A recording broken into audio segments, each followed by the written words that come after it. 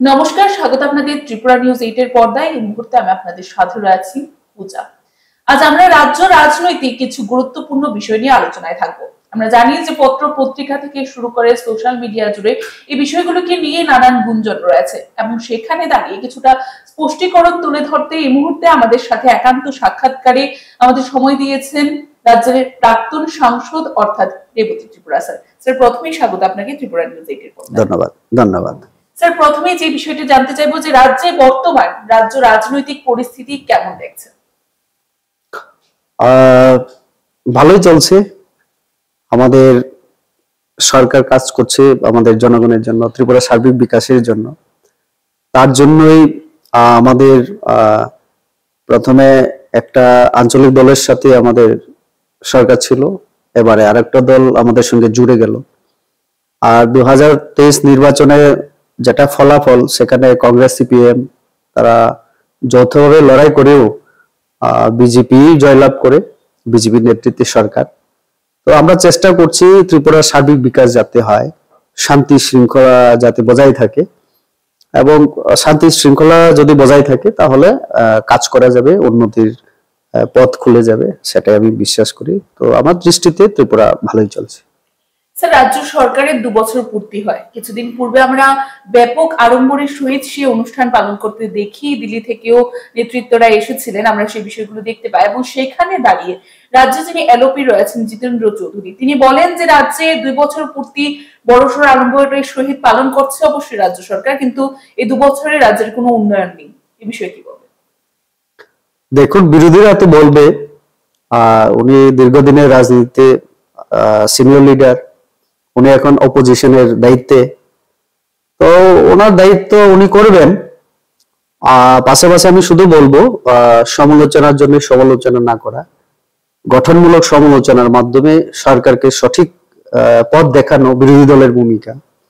আমরা গণতন্ত্রে জানি বিরোধী দল হচ্ছে ছায়া সরকার, অর্থাৎ শাসক দল যেদিনই পতন হয় পরের দিন বিরোধী দল ক্ষমতায় বসার জন্য তাদের রেডি থাকতে হয়। তো কাজেই শুধু সমালোচনা না করা, গঠনমূলক ভূমিকা যাতে নেয়, তো কাজেই আমরা এটাই রাখছি। আর ত্রিপুরা রাজ্যে আমাদের দ্বিতীয় সরকারের 2 বছরে বা 7 বছর কোনো কাজ যদি না হয় তাহলে অনেক কিছু বলতে হবে।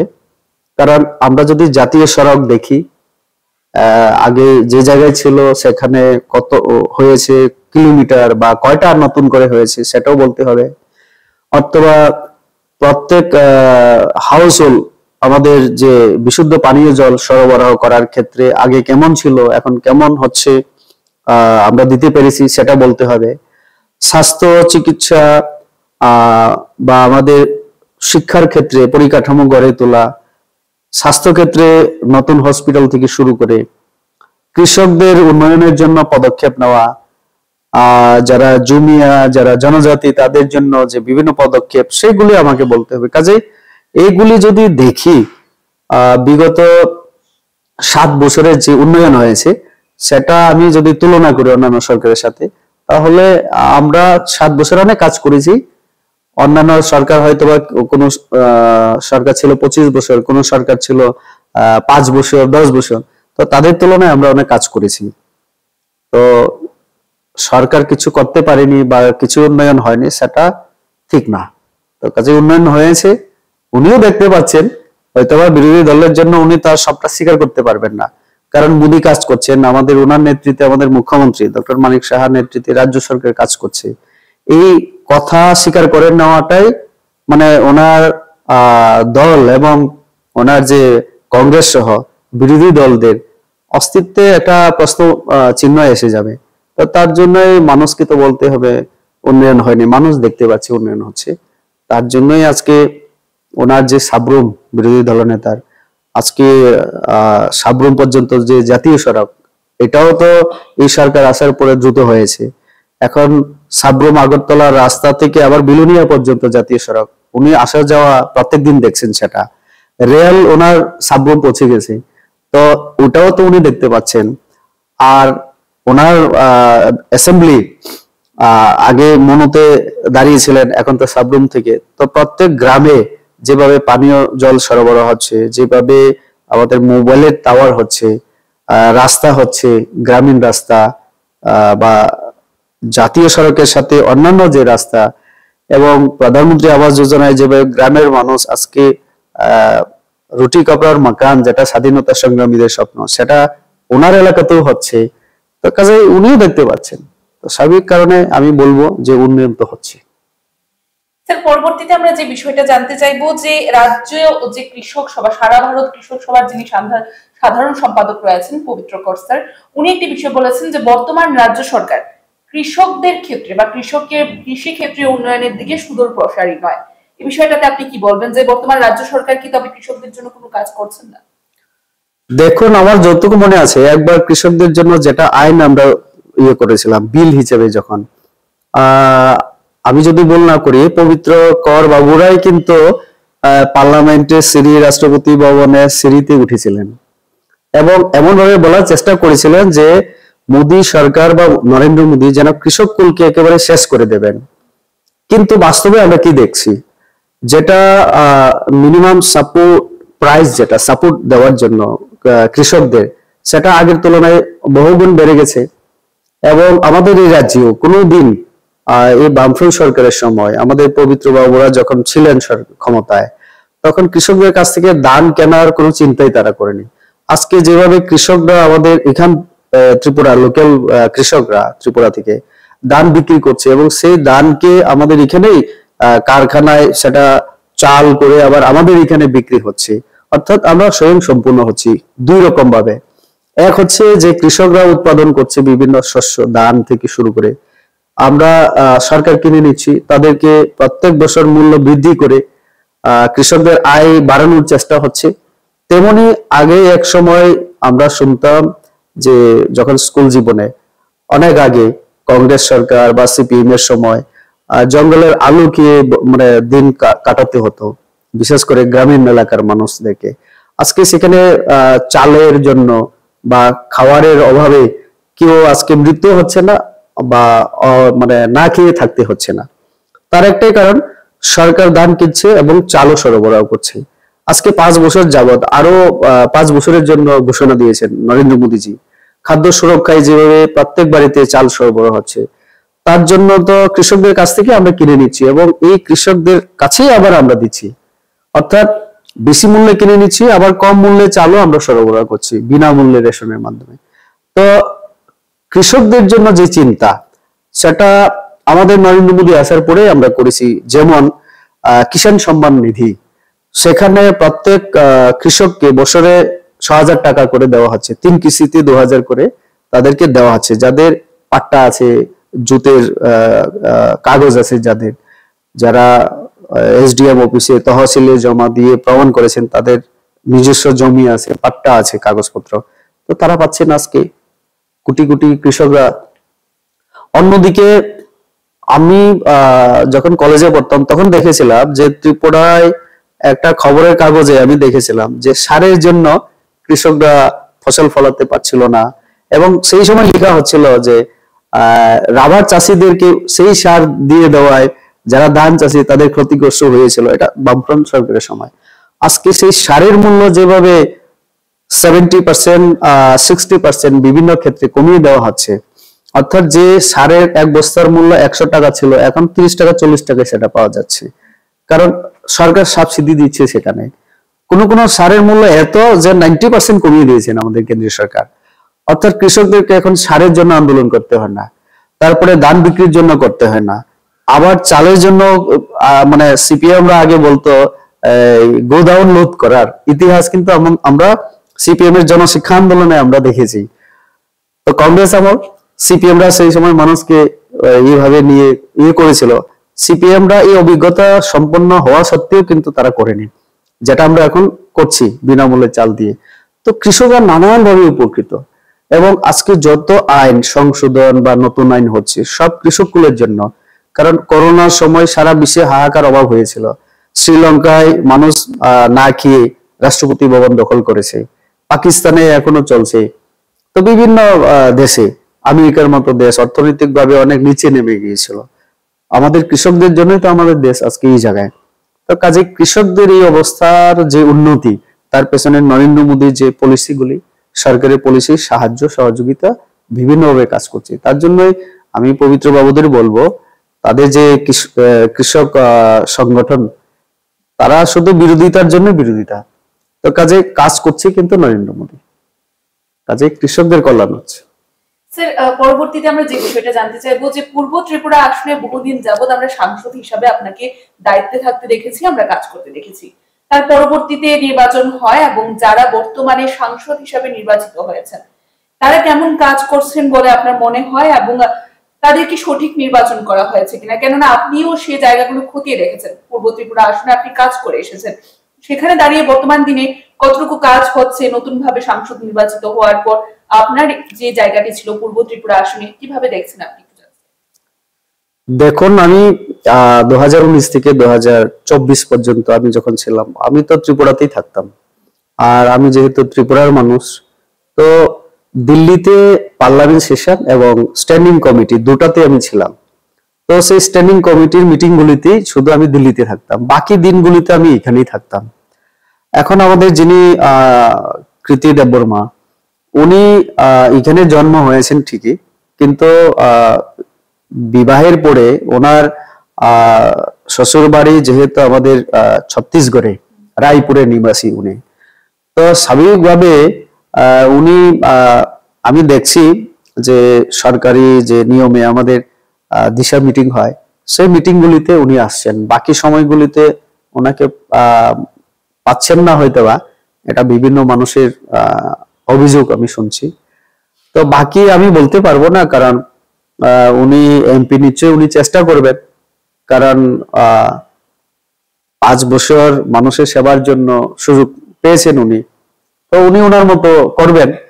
আমি চেষ্টা করেছি আমি আমার মতো, তো কাজেই ওনার উপরে আর কিছু আমি বলতে চাই না।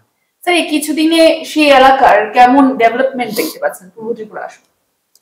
দেখুন, ডেভেলপমেন্ট বলতে আমাদের এমপি যারা, তাদের 5 কোটি বছরে 25 বছর, 5 বছরে 25 কোটি, তো সেই ফান্ড দিয়ে কিছু করার মতো তো কোনো এমপির পক্ষে সম্ভব না। তবু একজন জনপ্রতিনিধি হিসাবে আমাদের দায়িত্ব হচ্ছে লোকাল সমস্যাগুলিকে কেন্দ্রের কাছে তুলে ধরা, এবং আমার যে সাংসদ এলাকায় বিভিন্ন সমস্যা, সেই সমস্যাগুলি নিয়ে রাজ্য সরকারের সঙ্গে আলোচনা করা এবং রাজ্য সরকারের কাছে সুপারিশ করা, অনুরোধ করা যাতে এই সমস্যার সমাধান করা যায়।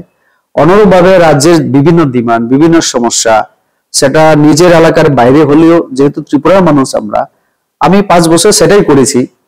আমি আমার এলাকার বাইরেও এরকম অনেক সমস্যা আছে, সেগুলি তুলে ধরার। যেমন ট্যুরিজম যদি আমি ডেভেলপমেন্ট চাই, আমার শুধু এলাকায় ট্যুরিজম আমি বুঝবো না, তার দ্বারা আমাকে বুঝতে হবে পুরো ত্রিপুরার যে ট্যুরিজমের ব্যাপার, তো সেই কথাই আমি চেষ্টা করেছি। তো এইগুলি আমাদের কাজ, যে লোকাল সমস্যাগুলিকে কেন্দ্রের কাছে নিয়ে যাওয়া। তো যে এলাকার এমপি যত অ্যাক্টিভ থাকবেন, সেই সমস্যাগুলি কেন্দ্রের কাছে পৌঁছবে। তো কাজে আমি সেটাই আশা করব উনিও এই কাজটাই করবেন।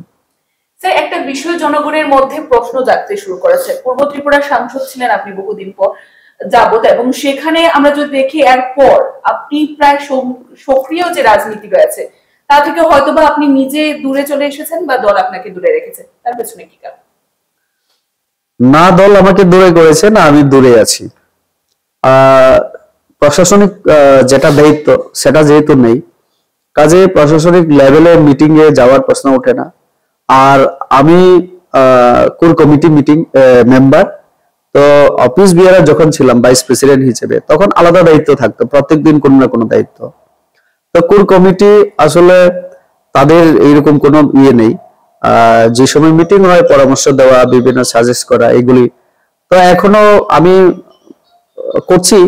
যেমন এই যে আমাদের গ্রাম চলো অভিযান, যেটা আমাদের প্রতিষ্ঠার দিন 6 এপ্রিল শুরু হয়েছিল এবং 12 তারিখ অব্দি আমি কয়েকটা জায়গায় আমাকে পার্টি দিয়েছিল। কিল্লাতে আমি গিয়েছিলাম, গন্ডাছড়ায় আমি গিয়েছিলাম, আমবাসায় আমি গিয়েছিলাম, তার আগে ধর্মনগর আমি গিয়েছিলাম।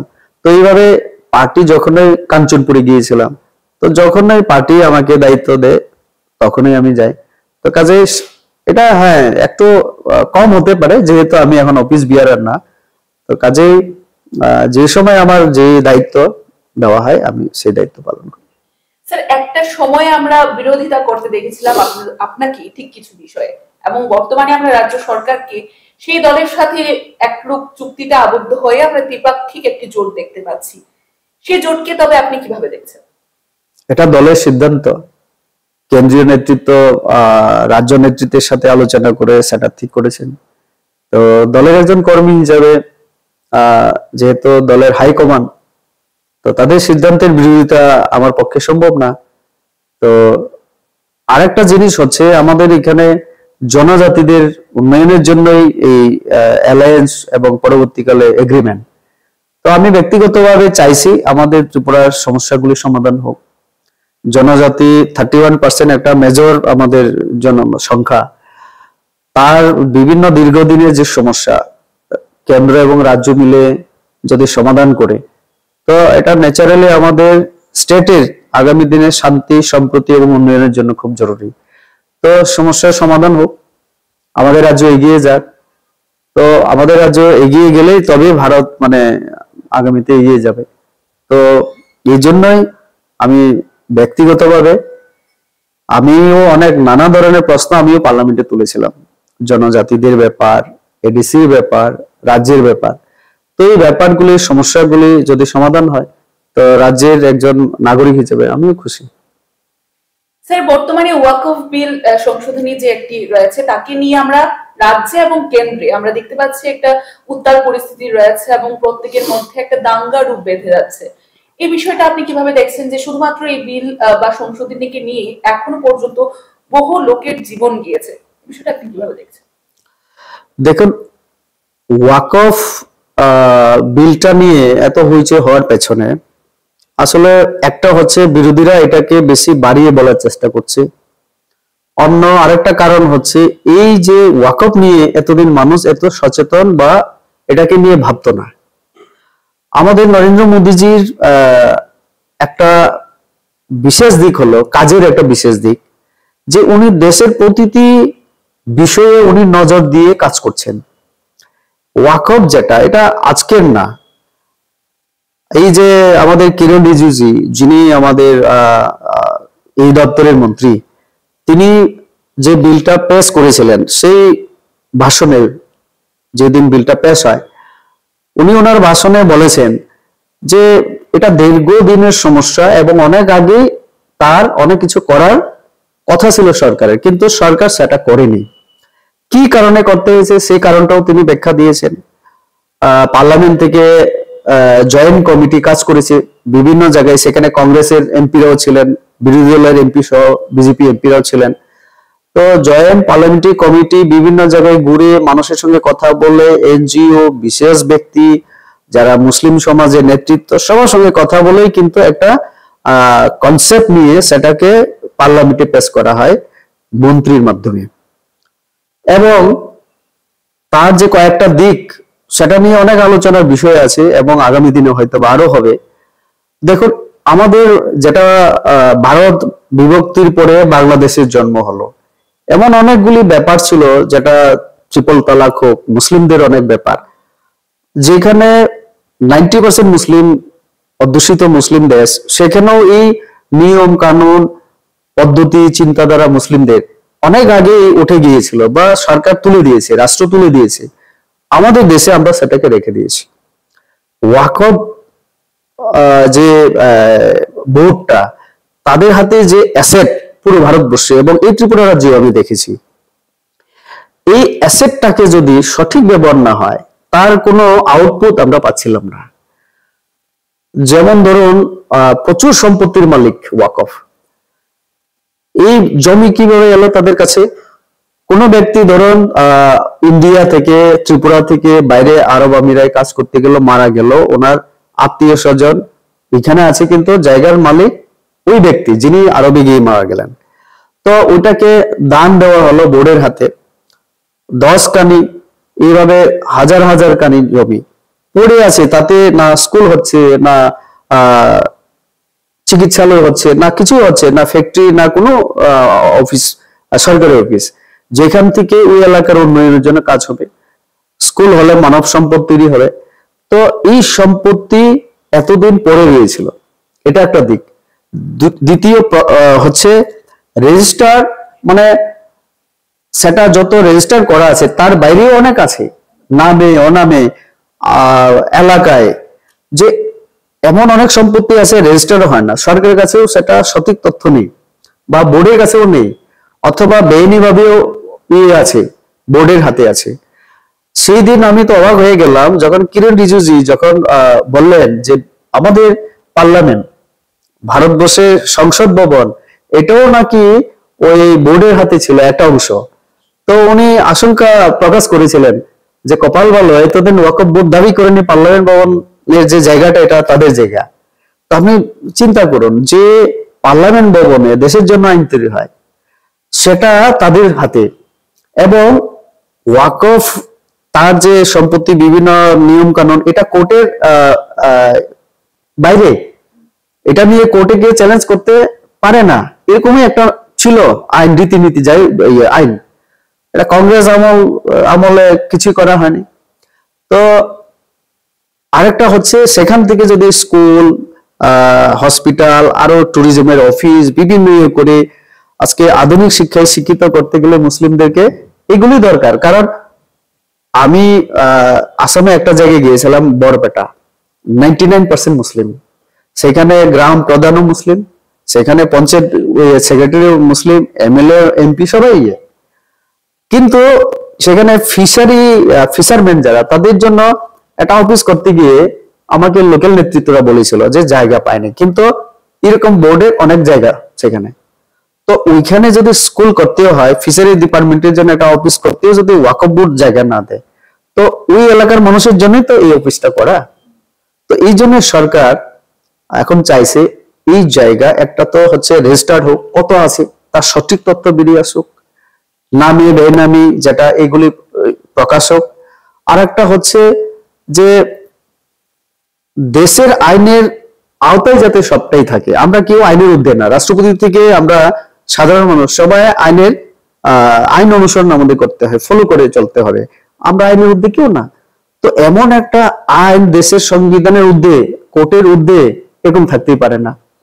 আর একটা হচ্ছে মুসলিম সমাজকে আধুনিকতায় আনতে গেলে, উন্নতি করতে গেলে, এটা খুব জরুরি, শিক্ষা দীক্ষা তাদের মধ্যে ইয়ে করে, পরিকাঠামো গড়ে তোলা এলাকায়। তো তার জন্য ওয়াকফটা। তো এখন বিরোধীদের প্রচার হচ্ছে কি মুসলিমদের উপরে হস্তক্ষেপ, সেখানে দিয়ে আমরা দেখুন যে কোনো সম্পত্তি কি প্রধানমন্ত্রী দেখবেন, কেউ না কেউ তো দেখবেন, সরকারি কোনো আধিকারিক, এসডিএম ডিএম তারাই তো দেখবেন। তো সেখানে ডিএম কে মেম্বার করা হচ্ছে, ওই ডিএম যদি মুসলিমও হয় উনি মেম্বার উনি ডিএম, উনি মুসলিম যদি হন তো কোনো প্রশ্ন নেই। তো ডিএম তার হিন্দু মুসলিমের কোনো ইয়ে না, উনি ঊর্ধ্বে। তো ডিএমরা সেখানে প্রতিনিধিত্ব করবেন, অসুবিধা কি? সেক্রেটারিরা থাকবেন, সেক্রেটারি মুসলিমও হতে পারে, হিন্দুও হতে পারে, সরকারি প্রতিনিধিত্ব থাকবেন। মহিলাদেরকে অধিকার দেওয়া, মুসলিমদের 3 তালাক প্রথা তুলে দেওয়ার পরে যেভাবে মুসলিম মহিলারা খুশি, আজকে দেখবেন এই বোর্ডের মধ্যে কেন সবসময় মহিলাদেরকে মানে যে কোনো অধিকার, যে কোনো আইনের বাইরে রাখা হবে? তো মহিলাদেরকে অধিকার দিতে গেলে, তাদের গণতান্ত্রিক অধিকার দিতে গেলে তো এই জিনিসটাও দরকার, মহিলা প্রতিনিধিত্ব একেবারে বলা হয়েছে সেখানে রাখতেই হবে। তো এইগুলি মুসলিম সমাজকে আরো সামনে নিয়ে আসার জন্য আমাদের চিন্তাধারা। তো আমি মনে করি যতদিন যাবে মানুষ বুঝতে পারবে, যেমনটা তারা করেছিল 370 ধারা তুলে কাশ্মীর যেন একেবারে কিছু হয়ে গেল, তারপরে 3 তালাকের সময় আমরা দেখেছি পুরো মানে ভারতবর্ষকে তারা জ্বালিয়ে পুড়িয়ে শেষ করার চেষ্টায়, এবং আমরা দেখেছি কৃষকদের জন্য যখন আমরা আইন বিল এনেছিলাম তখনও। তো কাজে বিরোধীরা একটা অযথা একটা আশঙ্কা থেকে তারা এই হিংসার রাজনীতি তারা আশ্রয় নিচ্ছে, কোনো জায়গায় মানুষ মারা যাচ্ছে, এটা দুঃখজনক, এটা না হওয়াই ঠিক। তো আমি মনে করি যে আমাদের প্রধানমন্ত্রী, আমাদের কেন্দ্রীয় সরকার মুসলিম সমাজের ভালো কিছু একটা চিন্তা করে তিনি আইনটা এনেছেন, এবং ইতিমধ্যে সুপ্রিম কোর্টেও তারা চ্যালেঞ্জ করেছে, সুপ্রিম কোর্ট 6-7 দিনের কেন্দ্রকে বলেছে, ওয়াকফ বোর্ডকেও বলেছে, বা যারা কেস করেছে তাদেরকেও। তো কয়েকদিনের পরে পরিষ্কার হয়ে যাবে, কারণ বেআইনি ভাবে তো আর সরকার কিছু করবে না।